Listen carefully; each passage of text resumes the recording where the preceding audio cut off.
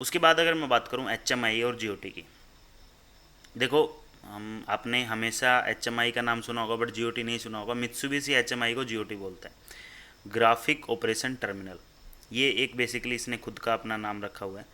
ये मित्सुबिशी अपने डिवाइसेस को GOT के नाम से ही बुलाता है, और इसको हम लोग आम भाषा में हम लोग इसको HMI बोलते हैं, ह्यूमन मशीन इंटरफेस। ये बेसिकली क्या होती है, ये एक मशीन और ह्यूमन दोनों के बीच का एक इंटरफेस होती है। लाइक एक नॉर्मल ऑपरेटर है, एक ह्यूमन है, वो PLC के प्रोग्राम को उसमें क्या ऑन ऑफ हो रहा है, ऑन हो रहा है, क्या ऑफ हो रहा है, कैसे डेटा ट्रैवल कर रहा है, उसको उससे कोई मतलब नहीं है। जो ऑपरेटर है उसको क्या देखना है कि उसके मशीन का कुछ पैरामीटर्स देखना है, लाइक टेम्परेचर उसको देखना है, ह्यूमिडिटी उसको देखनी है, फ्लो उसको देखना है, कि कौन सा हमारा जो आउटपुट है वो कौन सा होना है वो उसको देखना है। तो वो सारे सिग्नल्स वो देखता है एक HMI में। अब आप कहोगे कि जब HMI नहीं होती तो कैसे देखता था, तो उस टाइम पे हमारे बहुत ही बल्कि सिस्टम्स होते थे, जहाँ पे हमारे अलग अलग लैंप्स लगे होते थे, बहुत सारे लैंप्स होते थे, उनके अंदर बहुत सारे मीटर्स भी होते थे पैनल के ऊपर। तो बहुत एक बल्कि सिस्टम होता था जिसको कॉम्पैक्ट साइज में करने के लिए HMI लाई गई। तो इसका हम लोग कैसे यूज़ कर सकते हैं, अच्छा इसके कुछ और नाम भी हैं।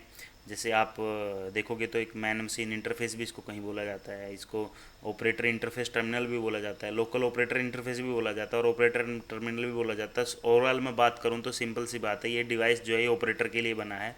जो मशीन को ऑपरेट करेगा वो कोई भी हो सकता है, और वो ऑपरेटर जो है मशीन को के प्रोग्राम को डायरेक्ट एक्सेस नहीं कर सकता। तो उसको हम प्रोग्रामर लोग जो हम लोग प्रोग्रामिंग करते हैं उसको हम लोग एक इंटरफेस, एक स्क्रीन का इंटरफेस बना के देते हैं, जो उसके हिसाब से होता है, उसके एप्लीकेशन के हिसाब से होता है। जैसे मोबाइल की ऐप्स बनती हैं, तो यहाँ पे भी हम लोग एक मोबाइल की ऐप की तरह ही GOT में HMI में एक एप्लीकेशन बनाते हैं, स्क्रीन्स बनाते हैं अलग अलग, और वो ऑपरेटर को एक इंटरफेस प्रोवाइड करते हैं जिससे कि वो मशीन को ऑपरेट कर सकता है। और इसके साथ साथ क्या कर सकता है, विजुअली डिस्प्ले कर सकता है डेटा को, जैसे मैंने टेम्परेचर, ह्यूमिडिटी और इन सब का एग्जांपल दिया।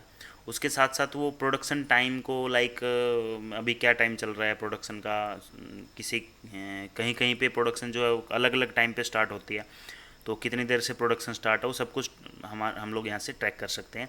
KPI जो आपकी परफॉर्मेंस है ओवरऑल प्लांट की वो क्या चल रही है वो आप यहाँ से देख सकते हो। मशीन के इनपुट और आउटपुट्स को आप मॉनिटर कर सकते हो, और बहुत सारे एग्जांपल्स हैं, वो हमारे ऊपर डिपेंड करता है, हम कस्टमाइज करके किसी भी चीज़ के लिए हम लोग इसको यूज कर सकते हैं। अब HMI का रोल क्या है, HMI का रोल समझना तो बहुत ही सिंपल है, क्योंकि अगर आप HMI का यूज नहीं करोगे तो यहाँ पे आप देख रहे हो इस एग्जांपल में एक कंट्रोल पैनल है जिसके ऊपर बहुत सारे स्विचेज हैं, ठीक है। मान लो ऐसे इस एग्जांपल में 8 स्विच हैं, ठीक है, ये डिजिटल स्विच हैं, ये नॉर्मल स्विचेज हैं आपके, ये भी 8 हैं। अब इन आठ स्विचेज को लगाने के लिए हमें इसमें मैकेनिकली वर्क बहुत ज़्यादा होता है, इनकी वायरिंग बहुत ज़्यादा होती है, और इसी तरह आउटपुट के लिए भी हमारे जो है अलग अलग लैंप और डिजिटल डिस्प्ले हैं उनकी वायरिंग जो है वो बहुत ज़्यादा होती है।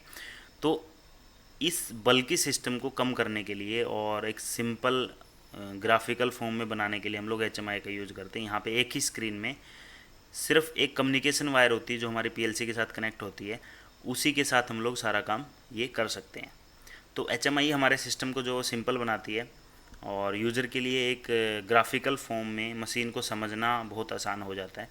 उसके बाद यहाँ पे कुछ और भी एग्जांपल्स हैं, जैसे हम लोग यहाँ पे इस एग्जांपल में देख रहे हो, हम लोग HMI के साथ एक बारकोड रीडर को कनेक्ट करके, और जो भी हमारा प्रोडक्ट है उसके ऊपर जो भी बारकोड लगा हुआ है उसको स्कैन कर करके हम लोग ये वेरीफाई कर रहे हैं कि हमारा जो बारकोड है वो सही लगा हुआ है, या कोई गलत तो नहीं लग गया, या फिर कोई पार्ट गलत तो नहीं बन गया।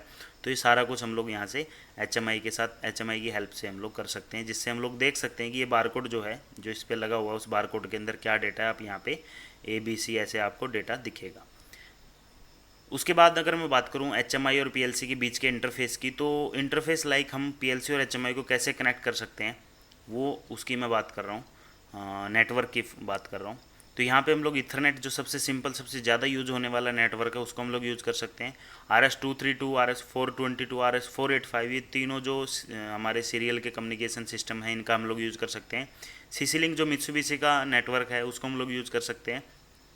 मेलसेगनेट है एक नेटवर्क, इसकी हेल्प से भी हम PLC को HMI के साथ कनेक्ट कर सकते हैं। हमारे एग्जांपल में हम लोग इथरनेट की बात करेंगे कि इथरनेट से हम कैसे दोनों को कनेक्ट करेंगे आगे की वीडियोस में, और कैसे कॉन्फ़िगरेशन करेंगे, और कैसे हम लोग एक बेसिक सेटिंग करके सिंपली हमारी HMI और PLC को कम्युनिकेट करा सकते हैं, उसके बारे में हम लोग बात करेंगे।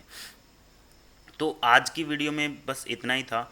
और इससे हमारा जो पहला चैप्टर है जिसमें हम लोग हमारे जो बेसिक डिवाइसेज हैं उनके बारे में हमने बात की, हमने बहुत सारे इम्पोर्टेंट टॉपिक्स को क्लियर किया। आज का लेक्चर जो हम लोग यहीं पे ख़त्म करते हैं, हमारा जो फर्स्ट लेक्चर था वो यहीं पे ख़त्म होता है। तो इस लेक्चर में जो भी आपके कमेंट्स हैं या कोई भी आपकी क्वेरीज हैं, कोई भी क्वेश्चंस हैं, तो आप इस वीडियो के कमेंट बॉक्स में लिख सकते हो अपनी क्वेरीज को। और मैं लगातार मॉनिटर करता रहता हूँ आप लोग क्या जो भी कमेंट करते हो। और आप लोगों को काफ़ी सपोर्ट भी मिला है कमेंट बॉक्स में। तो उसके बाद जो भी आपका मन करे, जो भी आपको सवाल लगता है कि मुझे मैं उसके बारे उसमें कुछ डाउट है इस चीज़ में, तो आप मुझसे पूछ सकते हो। मैं आपको वहीं पे इंस्टेंट जो है रिप्लाई कर दूंगा। उसके बाद कुछ ऐसे टॉपिक्स हैं जो हमें नेक्स्ट लेक्चर में हम लोग कवर करने वाले हैं। सबसे पहले हम लोग बात करेंगे कि हमारी जो पीएलसी है उसकी मेन पावर कनेक्शन कैसे क्योंकि हमारा जो नेक्स्ट जो लेक्चर रहेगा वो कनेक्शंस के ऊपर रहेगा। कनेक्शन वायरिंग कैसे करनी है पीएलसी की, कौन कौन से कनेक्शंस होते हैं पीएलसी में, वायरिंग कैसे होती है, किन किन चीज़ों का ध्यान रखना चाहिए, क्या क्या मिस्टेक करते हैं हम लोग, एचएमआई के साथ कैसे वायरिंग करेंगे, एनालॉग डिजिटल के साथ, डिजिटल एनालॉग के साथ कैसे वायरिंग करेंगे, आउटपुट मॉड्यूल के साथ, इनपुट मॉड्यूल के साथ कैसे वायरिंग करेंगे, हम एक पुश बटन के कनेक्शन कैसे करेंगे, एक सोलिनॉइड के कनेक्शन कैसे करेंगे। हम लोग ये सारी चीज़ें जो है वो देखेंगे। तो इस सारी चीज़ों को हम लोग एक एक करके समझेंगे कनेक्शंस वाले पार्ट में। और ये बहुत ही इम्पोर्टेंट है जब आप पीएलसी की प्रोग्रामिंग के साथ साथ पीएलसी की वायरिंग भी सीखना चाहते हो। क्योंकि जब बहुत सारे केसेस में क्या होता है, जब आप प्रॉब्लम को ट्रबल शूट करने जाते हो, जब आप किसी मशीन पे गए हो, आप एज ए प्रोग्रामर आप उस मशीन के अंदर प्रॉब्लम ट्रबल शूट करने चाहते हो, वो मशीन जो ब्रेकडाउन में है, तो बहुत सारे केसेस में 99% केस में जो प्रॉब्लम होती है वो फील्ड में होती है। पीएलसी के प्रोग्राम में नहीं होती प्रॉब्लम, फील्ड में होती है। आपके कोई सेंसर की वायर कट गई होगी, कोई सेंसर ख़राब हो गया होगा, तो आपको उन सबको रिकनेक्ट करवाना होता है, उनको दोबारा से जोड़ना होता है। तो आपको पता होना चाहिए कि किस डिवाइस की वायरिंग हमें कैसे करनी है और किस तरीके से हम उसको कनेक्ट कर सकते हैं। तो हम लोग एक एक चीज़ को डिटेल में डिस्कस करेंगे। तो आगे वाला लेक्चर आपको जल्द ही मिलेगा। तो आज ऐसे ही हमारी वीडियोज़ को सपोर्ट करते रहिए, जिससे कि हमें और हौसला मिलेगी और भी हम लोग अच्छा कंटेंट आप लोगों के लिए लाते रहें। तो थैंक यू वेरी मच जो आप लोगों ने हमारी वीडियो को इतना सपोर्ट दे रहे हो आप लोग। तो मिलता हूँ आपसे अगली वीडियो में, तब तक के लिए गुड बाय, थैंक यू।